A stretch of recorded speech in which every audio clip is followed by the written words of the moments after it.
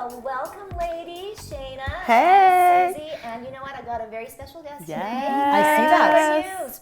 She is from Winnipeg Harvest, the CEO of Winnipeg Harvest, and I want to proudly say that the majority of Keren's staff are women. Woo! Am I correct? Yes, I know, and amazing women in all of their jobs. So, first of all, Cheers to that. well, cheers. Welcome to the Hue Crew, Keren. Welcome. You'll never be the same. Sorry to say. One more. Cheers. There Yes, we go. cheers. And of course, I want to do a big shout out to Fox Ridge Homes. They are the company that are allowing us to be in this gorgeous show home in Sage Creek, and definitely details do make the difference. They sure and do. you know what? It just really makes this whole atmosphere of having great conversation, Yeah. glass of wine, all that much better. Space, you bet. Yes. Okay, so Keren, we're going to put you on the hot seat since special guest. How you even became the CEO of Winnipeg Harvest is, you know, it is a story in itself too. Taking on the reins of what our province's biggest food bank, one of the largest in Canada, no doubt. Like 13.2 million pounds of food you pushed last year to so many food banks. It's amazing, really is. And a sad thing though too, right? Yeah, the need is there and it hasn't Yeah. gone away in 34 years. Wow. So what attracted you to Winnipeg Harvest? I think it was two things. Number one, I was doing a lot of traveling. I was a consultant focusing on leading change in national organizations, and moved back to Winnipeg recently with my family. I grew up here, and I was traveling all the time. So my husband finally said, have you ever thought of working in Winnipeg instead of traveling all the time? And I thought, what would I ever do? And then I just went online and I saw this position and I thought, well, I don't know, like I have a background in social work, so I know who our clients are, and I have a background in business and leadership, and I thought, well, I'll put my hat in the ring, and I did, and got great feedback, and really went quite smoothly through the process, and met the board committee, and that was awesome, and then it was kind of a done deal. It just kind of happened. Wow. So in your going into your second year now, lots of change. Yes. Yes, and you know, so okay, so let's fill in the ladies here on some of your, your accomplishments. I mean, this is a fair arena to let's celebrate success. Let's celebrate, Let's hear it. yes, the wins. Yeah. At Harvest in the last 2 years? Yes. My What have you done? goodness. Well, we were going through a lot of transition when I got there, so I really wanted to focus on understanding who Harvest is and what we do. Because I went to the site, I read, and I thought, okay, we're a food bank. And then when I got there, I realized we're so much more than a food bank. And that seems to be like the biggest secret kept in town, that nobody really knows that we're so much bigger. And then I wanted to understand what they did and then focus on learning who our folks are that we work with, also who our team was. And I really wanted to create a really strong environment of really people that were both passionate and focused and accountable, you know, because we are completely donor funded. So I wanted to make sure that if we're using donor dollars to staff our organization to get these things all done, that everyone's doing their maximum they could. And that was really well received. And we spent about the last almost 2 years building a really strong team. Yeah. And a team that I'm very proud of, that are very committed and passionate about the work that we do. So that's probably been one of the biggest things that we did. We've also focused on our warehouse. We have a 65,000 square foot warehouse, and you've been there. I know. It's quite large. And tell everyone where it is, just so they know. We're at 1085 Winnipeg Avenue, so just off the corner of Notre Dame and McPhillips. I Just would say- behind Lucky Grocery, right? Right, Oh, yeah, everybody exactly. knows that. Or the McDonald's. Or the McDonald's. That's pretty good highlight there. So we actually got one of our large retail partners to come in and help us figure out how to use our space more efficiently, because we have so much product that comes in from all of our donors. The space seems like a lot, but actually it's not to move that much food around, plus have volunteers and staff. We have 3 volunteer shifts a day, 6 days a week. So it's a very busy place. Wow. So we really wanted, so we spent about a good year and a half just getting the flow really good, so people were moving and not on top of each other, and getting our food stored. So, you know, last in, first out kind of a thing. So we're being efficient, and that was a huge thing for us. So we're really excited about that. We've been building our team. You know, I'm a change person, so to me, change is about understanding what do you want to get done, how do you want to do it the most efficient way, create the processes, and checks and balances. So that's what we've been doing. Well, I mean, you are very, very busy. So I'm going to ask you this question, and I don't think I've ever, because I've interviewed you, Keren, and gotten to know you. You stepped into this role, and it was a big, it is a big role, but it was held by a person for a long, long time. And, and at that point, it was, I wouldn't say totally male dominated, but there were a lot more men. And now you stepped into these shoes, and you've seen a shift, you see a shift, you feel different when you walk into Harvest now, seriously. And not to say just because, most of the staff are women, but there seems to be a lot more of a caring atmosphere. People walk around with smiles on their faces. For you, I mean, obviously this was important, but was it important to actually get more of that female, I guess, visible there, female employees visible? I think it was more just form rather than function. I didn't pick that, but when you put roles out there in the not-for-profit sector, because mostly those roles are not as high paying as if you're in the for-profit side, I find that if you're a two-income household, the female, if that's a passion for them, they tend to enter the sector more than males, because male tend to be the dominant breadwinners still. Right. So we find that we have a lot more women that apply. We have a few men that apply, but I think it's also hard for men in certain roles to work with. I consider myself a strong woman. I know what I'm looking for, and I think that can be tricky for some men. Yes. I think women find that more reassuring and a great way to get mentorship and guidance. So it seems to fit really well. But our leadership team, we have 5 leaders. One of them is a male. And, it's taken him about the last 6 to 9 months to sort of get his feet with all these women in the room. We do tend to have a lot more men in the warehouse, though, just because the work is just so much more physical. Right. But the rest pretty much is mostly female. Yeah, and that's pretty indicative of the entire sector. It really is female dominant, with the exception of a lot of the CEOs tend to still be men. Yeah. Interesting. Yeah. So, Well, I just want to say kudos on having a team that has 4 strong women. And you don't have to say, I consider myself strong. You are. Let's own it. And I'm over here like, no, wrong. But I think that we need more of that, right? We need more women who are standing up and saying, look, I have something to say. I have something to bring to the table, my catchphrase. And, we can do great things under female leadership because we just think with a different brain. Not to discount men, let's not start hating on things, but to celebrate the way that women do things and that there's an alternative. And that there needs to be more diversity at the C level and the VP level. Absolutely. Yeah. do you think women are better delegators of food than men? Delegators of food, I'm not sure what that means. Question of the year. Well, we know how to shop. We do the majority of the grocery shopping. No, I know.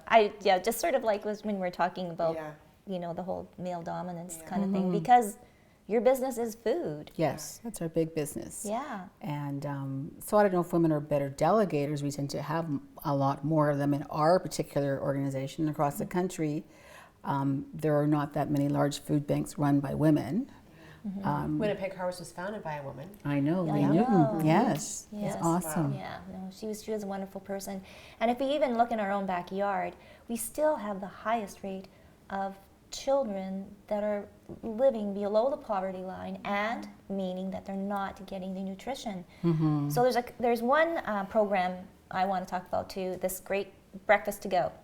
There's a little, baby of, whatever of yours too. And we realized that, okay, yes, breakfast is important during the week, but what happens when those kids leave Friday afternoon and not come back until Monday morning? Right. What are they eating? And so the weekend program is really cool. Yeah, we discovered that some of those kids were not eating on the weekend, and the women that run the breakfast programs in the schools would see the kids, and they know they hadn't eaten all weekend. So we were looking at a way to support children on the weekend, and we partnered with a nurse practitioner that talked about, from the World Health Organization and United Nations, talks about the importance of breakfast, and just that's the most important meal of the day, and if it's nutritious and healthy, that will get you through. So we put together a breakfast to go program where we started last year at Mulvey School, 370 kids. And for the entire school year, every single week, they took a pack home. It's in a beautiful bag. We've got a nice, almost like a Superman logo that says breakfast to go. So there's no shame in taking it home. We have in them little affirmations that make them feel good. So when they open up on the weekend, it says, "You're awesome." And kids do them, adults do them. So they get this little package. And they get 2 snacks, 1 for each day, and a really nutritious, healthy breakfast. And that are very kid-friendly and easy to put together. So they get milk and cereal or yogurt and cheese strings and some vegetables and some fruit. So, and we're also trying to let parents see what are healthy choices for them to eat. That's a really important part of our nurse practitioner wanting to do the education. So we actually go into the school, nurse practitioner, and a whole host of other practitioners, and we meet on Parent Day and talk to them about the program. We're also doing research, so we're tracking and doing a baseline study, and then talking with the parents, the students, and the teachers about the impact of the program. So we're just kicking off this Friday, year number 2. So we have Mulvey, Pinkham School, and then we're adding Victor Wyatt. So we'll have 770 kids this year having breakfast on the weekend. And ladies, you probably know, like Victor Wyatt is like in South St. Patel. I mean, we're talking like suburbia. Like I know there's a schools. school counselor there, I think. Yeah, so I mean, it's all over the place, isn't it? It's It not is. just concentrated in one area of the city. No, and I mean, it's a global issue. In Miami, where my bonus son goes to school, you know, they do breakfast at school, and it is one of those things. And you think about it, like for us, where we feed him every day, sometimes you're still like out of convenience, you're like, you're going to eat at school. You know what I mean? But then when you think about the severity of the issue, that some people don't even have to give to their kids or have the option. You know, we know how we feel when we hit that 3 o'clock window and we're grown and we could run out and go get something to eat, and we're privileged in that sense that we're like, I'm hungry, but, or we're skipping meals because again, we're privileged. Well, and kids can't concentrate in school. Kids can't, if you they know. don't, if they're not well fed, and who are they going to tell? Right. If we don't take that telling part on for them, then it's almost as if they're betraying their family confidence, and we don't want to put children in that position. So we can get in front of it and help them And right a where big they are at piece that you school. talked about, like there is no shame Absolutely. in this. You know what I mean? Because a lot of kids that are in difficult situations feel like they have to be the ones who fix something, or they feel like they've done something wrong. Well, right? and let's be real, that we're talking about parents who are working poor. Yes. These are people who are working 2 or 3 jobs fair. and trying to put together enough of a life and food for their children. I mean, that's the issue as well, right? There's a whole ton of issues that are wrapped up in that, but people who are working poor shouldn't be punished because they can't put food on the table. Exactly. But you know, we have to give kudos out to the teachers. Most teachers, you go into their classrooms, they've got drawers full of food because they see kids are hungry and they go over. So, you know, even the breakfast programs in the schools, when we sat down and talked to some of the school divisions, they had no idea how many school programs we provide food to, because there is a real need. The North is worse. In the North, you know, they have Breakfast Club of Canada, one of our partners for Breakfast to Go, provides for some schools all their meals, because that's the only place kids are for sure going to get food. And we've had, I've talked to many of our clients, and some of them who are now adults, still struggling with their own challenges. They remember being little kids and saying, I would get up myself, I would get dressed, I would walk to school, hot, cold, in the snow. And why? Because they had a hot breakfast every day and they were hungry. And that person went to school, and then because of their lifestyle, they were able to get educated, move out of that poverty situation, you know, and move on. But that's what we want to really do, is break that cycle of poverty. If kids are in school and they're coming, even if it's just to be fed during the day and in the weekend, then they're also going to be there to learn. That's right. And once they're in And be and ready get to some learn, right? get some success, then they can move forward. Right. So where has it gone wrong? Like, because Shanna, you said privileged. Privileged that I can go out this, and you know, privileged that we can go to a restaurant. But the simplest things, as putting food on the table for your family, where have things gone? I mean, Well, I think that goes back to the fact that there's a whole other issue there, right? Like, I mean, we're talking about living wages now and universal basic incomes. All of those things are coming into play now, and people still don't really understand. If you are privileged and don't understand what that means to somebody, to provide those basic things, it's difficult to explain what kind of benefit that can have, not just for yourself, but for any children that are involved in that situation, right? So you look at rent prices. People have to decide if they're going to pay rent, pay their hydro bill, or eat. And they'll let their kids eat before they do, right? So we're putting people in very difficult situations. I mean, I was just watching on Facebook while I was scrolling, the other day, but there was a homeless man talking about how he used to live in the suburbs of wherever in the States, and he had been on the streets for a year. And in that year, how people were super degrading and super disrespectful and calling him names, and how, did you see this one? And how, every day he sits outside of the train station and he just hopes to get enough money to have a place to stay that night. And if he can't, that he has to go to the park, and then he will get shooed away at 5 a.m. and he starts again. I think that when we go down to the very basics of humanity, right? It's cold outside right now, and we're complaining because there's some rain, but there's somebody who is sleeping in that tonight. And I think that when we can look at it from an aspect of what's one thing I could do every single day to just make somebody else's life a little bit easier. It might not take a lot of money. It might take just saying I hope you're having a great day, or hey, here's this umbrella in the back of my car, stay warm today, it's dry.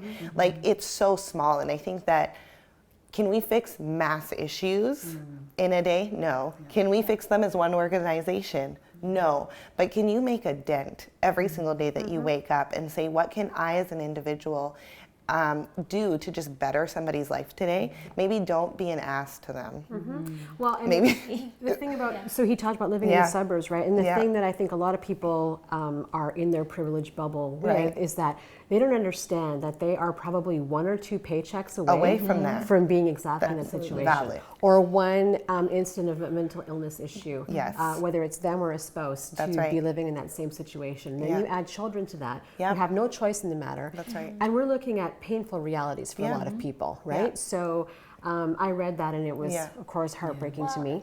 But I think that, like you said, every single day we are faced with choices about how we can treat other people. And, seeing the person sitting outside the Tim's or the McDonald's or the whatever, I will always go up to them and say, have you eaten today? That's the first question I ask them. And if they say no, I'll say, what would you like to eat? Because you really had to be respectful too. There was one time I gave a gentleman a granola bar, and he said, I would love to have this, but he said, my teeth will not be able to handle this. And I said to him, thank you so much for telling me that, because now I know. It's not that you're being picky. People think how can you be picky if you're poor? And it's just that's not the issue here. The issue is he's telling you how you can help him actually.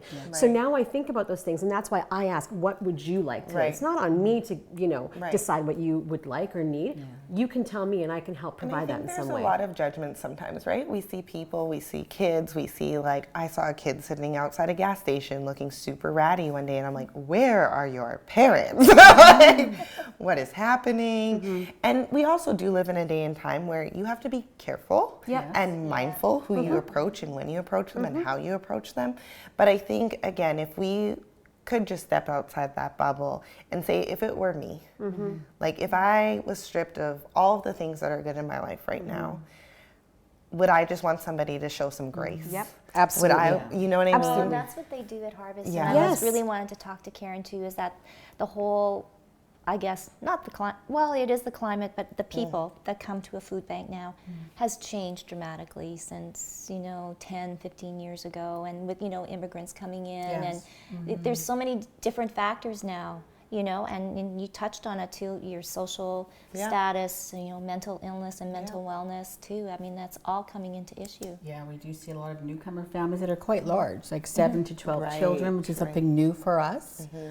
We have folks on that speak Arabic, and they speak German, and they, different languages, because we need them. Quite often you hear pages about that.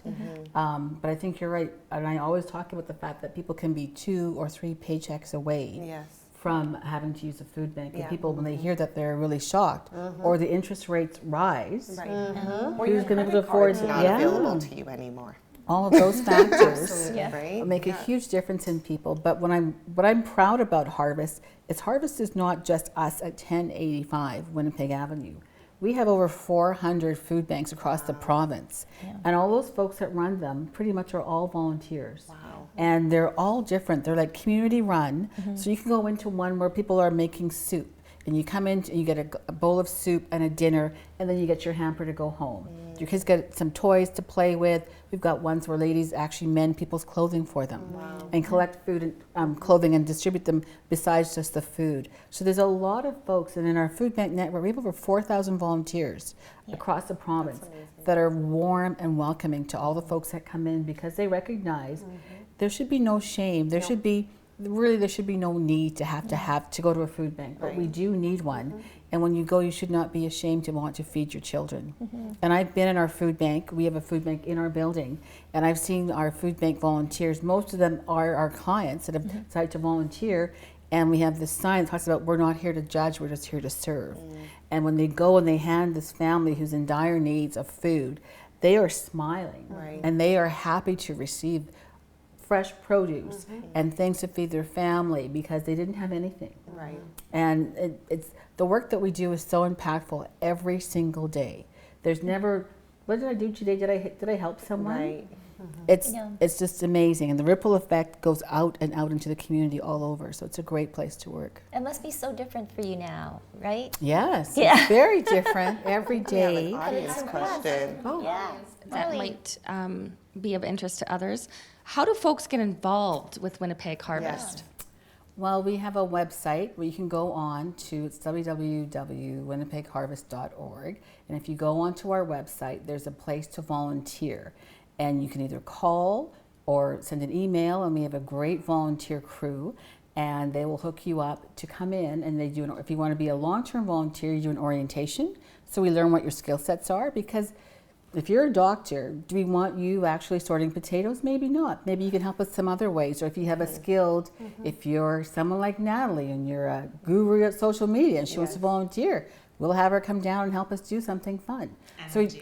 And I have. Yeah, so I want to be able to mix people, their skill sets, to make them feel they're giving a contribution that is something relevant to them.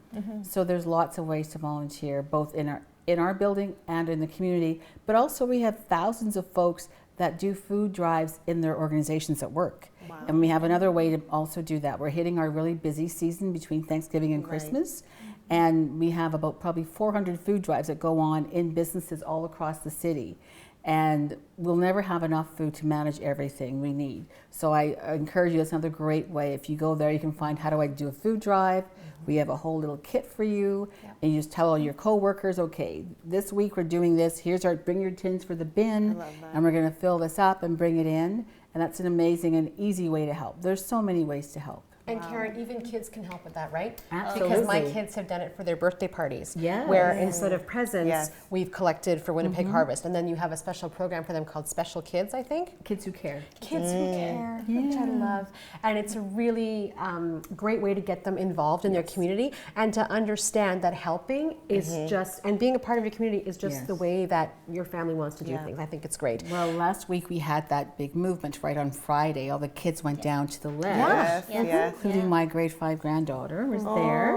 And but kids are really passionate about social justice and wanting to help each other. So we have a whole school program as well. We have lots of schools come into our building, and we talk to them and teach them that there's no stigma in needing food. It's okay, and that we're here to help people in need, because sometimes it might just be for a short period. We have a lot of short-term users that come in because someone's lost their job or they're a seasonal employee to get through a hard time. So there's lots of different stories, and we just want to really make that normal and okay. Everyone deserves food, and if you have to go to a food bank to get it, that's okay. And tell us too about the buying power of Winnipeg Harvest, Keren. So I know that if I donate $1 to you, you can stretch that into 10, basically, right? Well, we have certainly lots of great partners that help us maximize our dollars, and we try to make sure that we use our dollars really wisely. Accountability is really important for us and for me, and to make sure that we do everything we possibly can. We have lots of very gracious donors across the province, as well as lots of partners that give us food as well through our retailers and other programs. And we are really fortunate in Manitoba. Manitoba is known to be one very high in the country for volunteering and donors. So, you know, you always feel like, oh, I gotta ask, give us money, but it makes a huge difference. Like, there is a real impact, and people see that. And we always invite donors to come down to have a look. If you're not sure what Harvest is about, come on down. We do it's tours all amazing. the time. Yeah. I think you're right. When you walk in the doors, you feel it. We are compassionate. We are respectful. We try to be really welcoming. Yes, and you we are. try and make Yep. people feel really special. And they're always busy. So I was yes. wondering, there must be though one or two stories that stick out in your mind where it really has tugged at your heart and like, okay, this was a good choice for me to be at, and Yeah, we have stories every because day. you've changed things everywhere in there. I mean, that's just my opinion. But as a woman, but beyond being female, it's just taking something and taking ownership, which I think you really have. But Thank you. The stories are every day. We had a story where we had a little girl whose family had to use the food bank for a while because one of her parents had gotten ill, and they used the food bank for several months, and then they went back to being on their own. And her birthday came up, and her mom said, "Where do you want to go for your birthday?" And she said, "Winnipeg Harvest." And she's like, "Why?" She goes, "Well, because I want to go and show my friends that when we needed food, we were there, and I want to be able to go and help other people." I love that. So she called our volunteer services, Yeah. and they set up an entire little room for her. They put her name on the wall. We had a cake. She came in with her friends. They donated food and money, and they also helped put some bags together for That's food. amazing. So that was her giving back, and she was 7. Wow. I look back and think when I was 7, that didn't even cross my mind. So we were just so deeply touched. Imagine what she'll be when she's 37, right? know. She'll be Yes. amazing. Amazing. well, she might be running Winnipeg Harvest. There you go. Or running the city, or running, the country, whatever. This is my first encounter. I know last time that I think we did something with the Winnipeg Harvest, I was out of town, but I'm really, really happy that I got to be here today and to meet you, and just thank you for, being an advocate for this and the community and the people who need it.